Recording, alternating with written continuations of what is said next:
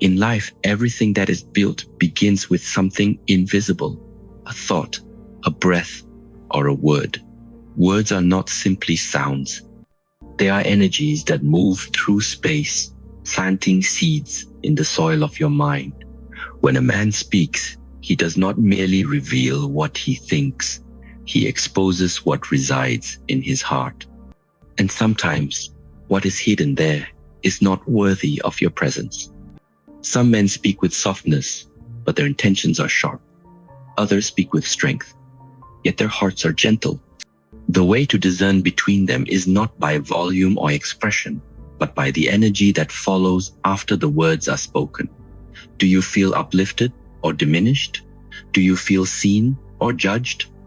If a man uses words to control, to guilt, or to manipulate, understand that this is not a conversation, it is a trap. He may say, "If you loved me, you would." And in that moment, he transforms your freedom into a condition. Love that demands proof through obedience is not love. It is control wearing the mask of affection. So, the first lesson is this: listen beyond the words. Let the space between sentences speak. If you feel a tightening in your spirit, if your breath shortens, if your peace begins to fade, then understand your inner wisdom is warning you. And in such moments, it is not unkind to walk away. It is wise. When a man tells you that you're too sensitive, what he is often doing is not honoring your emotions, but dismissing them. He is attempting to redefine the landscape of truth, not by seeing you, but by silencing you. In this way, your pain is not acknowledged, it is minimized. Sensitivity is not weakness. It is a heightened awareness of the world. It is the ability to sense what is invisible, the tone behind the words, the tension in the room, the energy in silence. A sensitive heart is a powerful gift, but it becomes a burden when others treat it like a flaw. There is a silent violence in emotional invalidation. When you express how something affects you and the other person refuses to meet you with presence, it creates a wound deeper than insults. It creates doubt. Doubt in your own perception, your own reality. And this self-doubt is the beginning of spiritual fatigue. Therefore, when someone consistently makes you feel like your emotions are too much, it is not because you are broken. It is because they are unwilling or perhaps unable to meet you where you are. And that, my friend, is a sign. When a man does not value your emotional world, walk away. Not in anger, but in peace. When a man says, "You'll never find someone like me," he believes that his presence is a rare blessing you will mourn if lost. But hidden within that statement is not love, it is ego.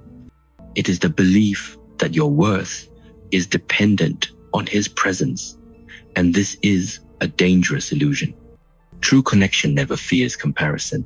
True love does not compete, it flows. A man who is truly grounded does not need to elevate himself by convincing you of your lack. He will never threaten you with loneliness.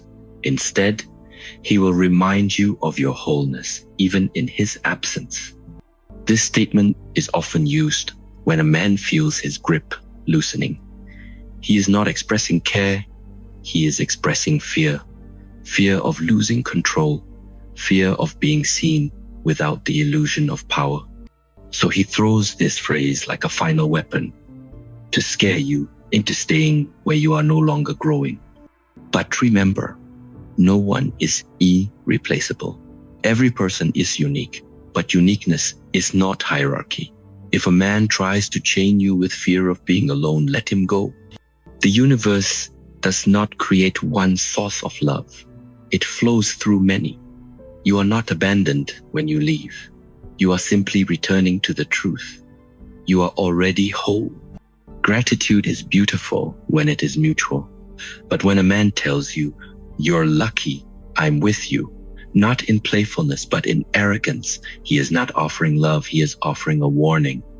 A warning that he does not see you as equal, but as someone beneath his light. In a balanced relationship, both souls feel blessed to walk beside one another. One hand does not carry the other, they move together. When one person speaks as if their love is a favor instead of a gift, the harmony is broken. Love becomes a transaction, and you are placed on the side of the debtor. This statement is often wrapped in flattery or material offerings. I provide for you. I stayed when no one else would. I could be with anyone. But listen deeper. These words are not generosity. They are chains made from ego. If love must be earned, it is not love.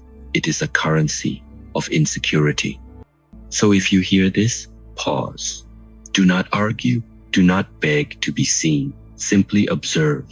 Ask yourself, do I feel empowered in this space or diminished? And if the answer reveals a pattern of subtle diminishment, then you know what must be done. Do not shrink to fit inside someone else's story. Walk away and write your own. Among the most dangerous things a man can say is this: no one else will want you. This is not just a sentence. It is an attempt to anchor fear into your heart. A fear that your value is dependent on his validation. But this too is an illusion. And illusions have no place in a life of awakening. This phrase is designed to weaken your spirit. It creates a false sense of scarcity, suggesting that love is a limited resource and you are lucky to have even a drop of it. This is manipulation, cloaked as brutal honesty. But honesty without compassion is not wisdom, it is cruelty.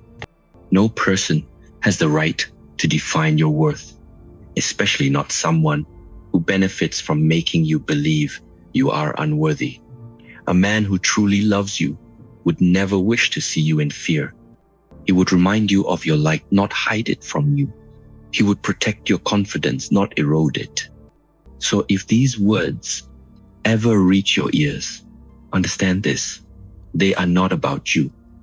They are about his own emptiness, his own fear, and your only duty in that moment is to choose yourself. The path of the warrior is not always to fight. Sometimes it is to walk away in silence with dignity and with grace. Often, when a man says, "You're overthinking it," he believes he's calming you down. But calmness should never come at the cost of clarity.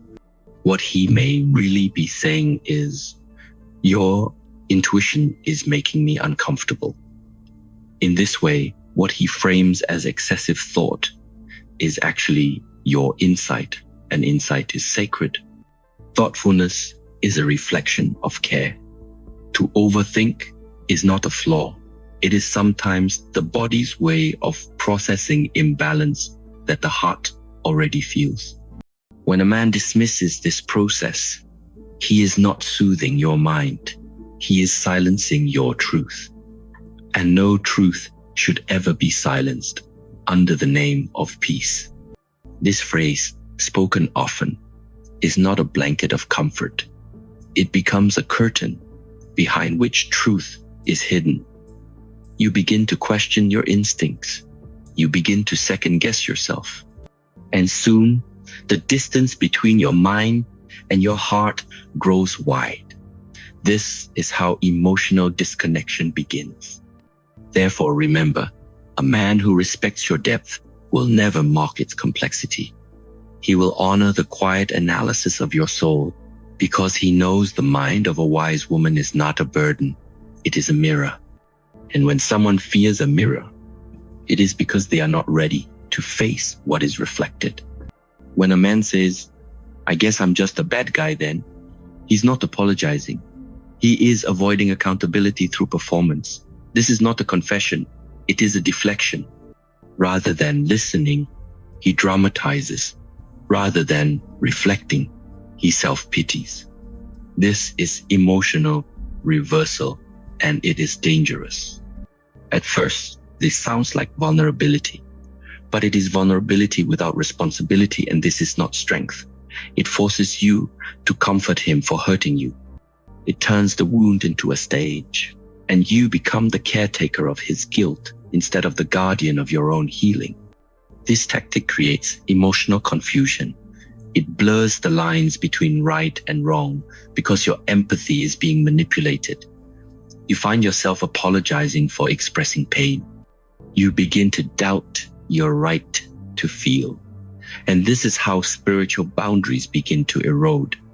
So be still in such moments. Ask yourself, why do I feel responsible for someone else's mistakes? The answer is rooted in conditioning, not truth. If a man uses guilt to silence you, do not raise your voice. Raise your standards and walk away, not to punish, but to protect. There are times when a man does not need to speak to show his truth. His silence reveals everything. The way he ignores your needs, avoids your questions, or disappears in moments of vulnerability, all of it speaks. Silence is not always peace. Sometimes it is power disguised as absence. A man who uses silence to punish is not seeking harmony. He is seeking control. He makes you beg for answers, for connection, for presence. This is not detachment. This is emotional starvation. It is the removal of affection as a method of discipline, and that is not love. True silence is sacred. It is a space of rest, of reflection, of mutual understanding. But when silence becomes a weapon, it leaves scars that words could never cause. It creates a cycle of tension, not healing. And any space where love becomes a guessing game is not a home for your spirit. So if his silence wounds more than his words ever could, it is not your fault. It is a sign. Love should never make you feel abandoned when you are still standing in the room. Walk away and give yourself the gift he withholds: consistency, honesty, and peace. When a man justifies harmful behavior by saying, "That's just how I am," understand this clearly. He has chosen to stop evolving. This phrase is not identity. It is resistance. Resistance to change, to responsibility, to the sacred work of inner transformation. We are all shaped by history, by pain, by circumstance. But the path of growth demands that we recognize what in us must be transformed. To say this is just who I am is to surrender to the ego to protect comfort rather than embrace expansion. And that is the death of connection. A relationship must be a space of mutual transformation. You bring light to each other's shadows. You do not use your past as a justification to remain in darkness. A man unwilling to grow is a man who will ask you to shrink. He may not say it directly, but slowly, your needs will be made to feel like demands. Therefore, do not accept stagnation disguised as identity. You are not here to heal someone who does not wish to awaken. You are here to grow, to rise, to unfold. If he refuses that journey, let him be, and walk forward not alone, but accompanied by your own strength. This is the sentence that ends all discussion. You're nothing without me. It is not said in truth, but in desperation. Desperation to maintain control through fear. But hear this clearly. Any man who believes your worth depends on him does not yet understand what true worth is. You were born whole. Your value does not arrive when another person enters your life. It is your birthright. When someone says you are nothing without them, they are not revealing your weakness. They are revealing their own fear of irrelevance. This phrase is a final attempt to prevent your departure. It is not spoken from love, but from a collapsing ego. And though it may shock you, it should never shape you. No one who truly sees your soul would ever reduce you to a shadow of yourself just to keep you near. So rise, not to prove them wrong, but to remember what is already true. You are enough. You always were. And the path to freedom begins not with shouting, not with revenge, but with silence, footsteps, and the door closing behind you. There is a specific kind of harm that does not leave bruises, but still wounds deeply. It is the harm of being unseen. When a man tells you, stop being so dramatic, what he's often saying is, your emotions inconvenience me. This is not love. This is discomfort in the face of truth. Emotions are not performances. They are messengers. When you feel deeply, it means your heart is awake. To label this as drama is to reduce your truth to a show, and over time, you may begin to hide what is real just to appear easier to love. But this love is counterfeit. A man who is secure in himself will never shame your expression. He will sit with it. He may not always understand, but he will honor it. Because honoring emotion is the first step toward intimacy. Without it, the connection remains shallow, like trying to breathe beneath the surface. So when you are made to feel like your truth is too much, remember, your depth is a mirror, and not all are ready to look into it. That is not your failure. That is their unpreparedness. Walk away and take your sacred fire with you. To be told that something never happened when you remember it clearly is to have your inner compass shaken. This is not misunderstanding. This is manipulation.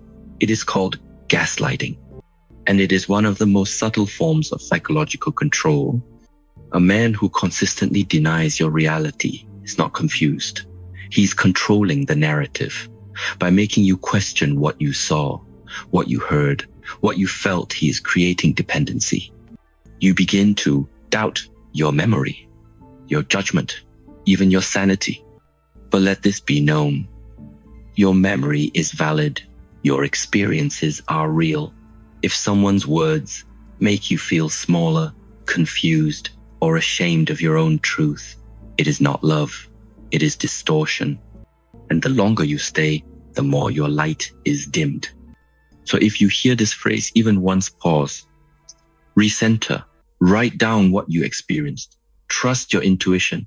And if this pattern repeats, do not explain, do not try to convince, simply exit the illusion. Peace is not found in proving your truth, it is found in living it. This question sounds harmless, even caring. But when a man says, why can't you just be happy? In response to your pain or needs, he is not inviting joy, he is rejecting discomfort. Discomfort that your truth brings into a space where he is unwilling to grow. This is not a question, it is a redirection. To ask someone to just be happy is to ignore the complexity of the human spirit. You are not a switch to be turned on and off for someone's convenience. Emotions are not problems, they are signals. And ignoring those signals may lead to silence, but not to healing. Often, this phrase is used when your needs stretch beyond his willingness. He may say it when you express feeling unseen, unheard, or undervalued. Instead of leaning in with presence, he pulls away with frustration. But love that cannot hold space for your darkness will never truly celebrate your light. So when this question is used to suppress rather than support, know this. Your happiness is not a demand to be met, but a journey to be honored.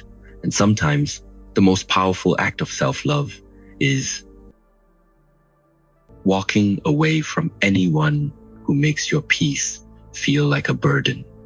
When a man tells you that you are too much, it is not because you are too big. It is because he is too small to contain the vastness of your being. This is not a reflection of your excess. It is a reflection of his limitations. And no soul should ever apologize for its fullness. You are too much only for the one who has not learned to breathe deeply. Your love is too fierce for the one who hides from fire. Your insight is too sharp for the one who sleeps in illusions. But none of this means you should dim. It only means your space must match your light. This statement is often a quiet dismissal. It arrives not with anger, but with exasperation. Why do you care so much? Why do you need so much? But in truth, these are not questions. They are subtle accusations. And behind them is the fear of being seen too clearly. So remember, your depth is your power. Your emotion, your intuition, your longing, they are not burdens. They are signals that you are alive, aware, awake. Let no one teach you to suppress them. Walk away, not because you are too much, but because the space you're in is too little. There will be moments when no words are needed. No argument, no explanation, no defense. You will hear something or feel something, and the body will whisper what the mind does not yet know. It is time to go. This is not weakness. This is the flowering of inner strength. Walking away does not always come with loud footsteps. Sometimes it comes in stillness. The strength of a grounded soul does not lie in how long they stay, but in how clearly they know when something no longer serves their path. You are not abandoning the other person. You are returning to yourself. This woe will ask you to tolerate, to be patient, to compromise, and there is wisdom in that. But never let that wisdom become self-betrayal. Peace at the cost of self-respect is not peace. It is resignation. And the warrior within you did not come this far to settle for silence. So walk not in anger, not in bitterness, but in sovereignty. Walk with the clarity of the mountain and the calm of the river. And when you do, know that you are not walking away from love. You are walking toward the highest form of it, the one that begins within. There is no need to argue with the mirror if it does not show you your true face. Simply turn away, find one that reflects you fully, and when you do, never apologize for standing in your own light.